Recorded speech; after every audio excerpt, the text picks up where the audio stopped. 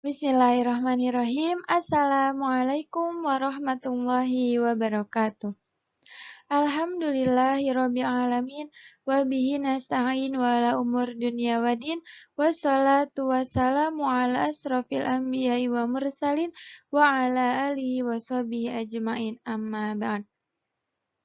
Yang saya hormati kepada Bapak dosen kita, Bapak dosen Dr. Haji Rohmanur Aziz SOSI MAG, serta teman-teman yang berbahagia.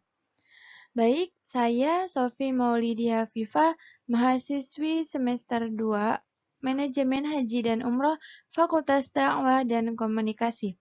Di sini saya akan menjelaskan mengenai jawaban-jawaban pertanyaan UAS Filsafat Dakwah. Pertanyaan pertama. Buat gambar sebuah pohon dan ilustrasikan serta jelaskan tentang pohon ilmu dakwah. Baik, di sini sudah terdapat pohon yang mana pohon itu terdapat akar, batang, ranting, daun, dan buah. Yang mana akar diibaratkan sebagai pengertian dakwah, yaitu proses memotivasi manusia kepada kebaikan dengan melakukan amar ma'ruf dan nahi mungkar untuk meraih kebahagiaan dunia dan akhirat. Mengapa demikian? Karena ketika kita menjadi seorang dai, kita harus mempunyai keinginan yang kuat untuk mengajak manusia atau masyarakat untuk berbuat kebaikan. Baik, selanjutnya yaitu batang, unsur-unsur dakwah. Lalu ranting dan daun, yaitu macam-macam unsur-unsur dakwah, yaitu yang pertama ada mad'u, orang yang didakwahi. Lalu yang kedua ada maudu, pesan yang disampaikan. Lalu yang ketiga ada wasilah, yaitu media. Lalu yang keempat ada manhaj atau uslub, yaitu metode. Dan yang kelima ada maqasid, yaitu tujuan dari dakwah. Lalu yang keenam ada asar, yaitu respon. Lalu yang terakhir yaitu da'i, orang yang berdakwah. Baik, yang terakhir yaitu buah. Buah diibaratkan itu sebagai hasil dari da'i dan mad'u, yaitu pahala dan ilmu yang bermanfaat. Pertanyaan yang kedua yaitu, sebutkan apa saja sumber pesan dakwah dan jelaskan bagaimana hakikat pesan dakwah. Sumber pesan dakwah yaitu Al-Quran, hadis, ijma, dan qiyas. Ruang lingkup pesan dakwah yaitu akidah, akhlak, dan syariah. Hakikat pesan dakwah yaitu ada 3. 1. Seluruhnya lengkap dalam sistem dakwah Islam karena menunjukkan aktivitas komunikasi. Yang kedua, pesan dakwah diatur dengan berbagai kaidah atau aqaid al-dakwah karena proses komunikasi dari pesan dakwah memiliki tujuan khusus, yaitu kebaikan menurut Islam. Yang terakhir yaitu pesan dakwah disampaikan pada seluruh aspek kehidupan melalui ars. Tema utama yaitu akidah, syariah, dan akhlak. Lanjut ke pertanyaan selanjutnya yaitu yang ketiga. Sebutkan dan jelaskan 3 sendi hikmah dalam dakwah. Yang pertama ada ilmu, yaitu ilmu merupakan sendi terpenting dari hikmah. Allah memerintahkan manusia agar mencari ilmu atau berilmu sebelum berkata dan beramal. Ilmu yang bermanfaat adalah ilmu yang disampaikan oleh Rasul atau bisa juga ilmu yang bukan dari Rasul, yaitu ilmu-ilmu yang di luar masalah diniyah seperti ilmu kedokteran, pertanian, perdagangan, dan lain sebagainya. Lalu yang kedua ada al-hilm atau sabar. Al-hilm ini sangat penting dalam dakwah hikmah, karena seorang da'i akan banyak menghadapi mad'u dengan berbagai macam sifat, karakter, usia, dan tingkatan sosial yang berbeda. Lalu yang terakhir ada al-anah atau berhati-hati. Al-anah atau berhati-hati adalah salah satu ciri akhlak sabar dan merupakan bagian dari sifat-sifat orang yang berakal dan arif. Bagi seorang dai, sikap berhati-hati membantu memperbaiki segala urusannya.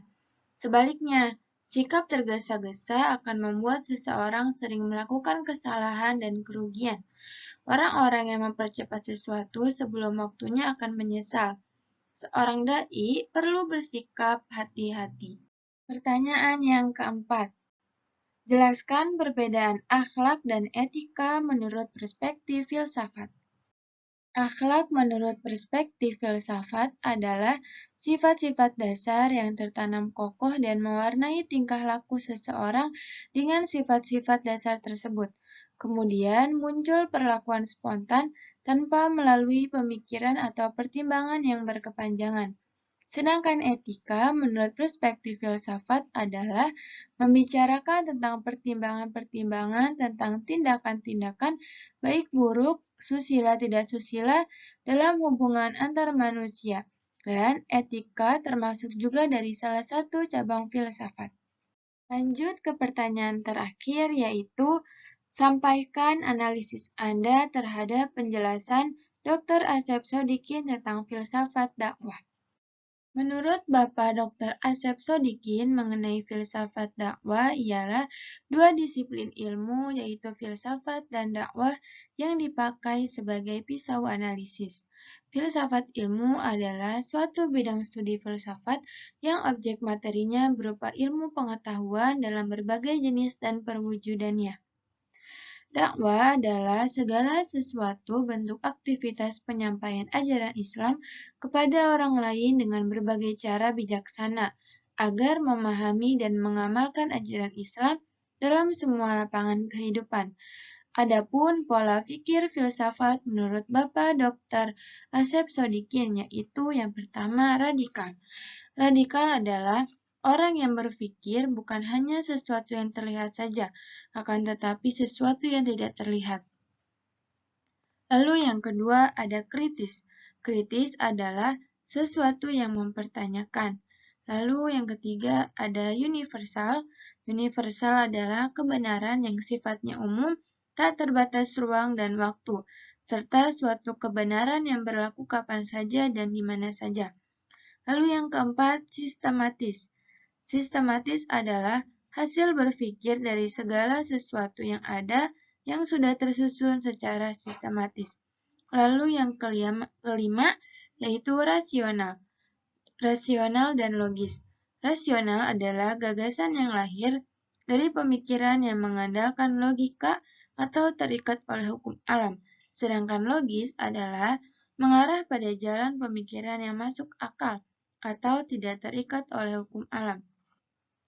Lalu ada objek material dalam filsafat, yaitu yang pertama manusia atau material.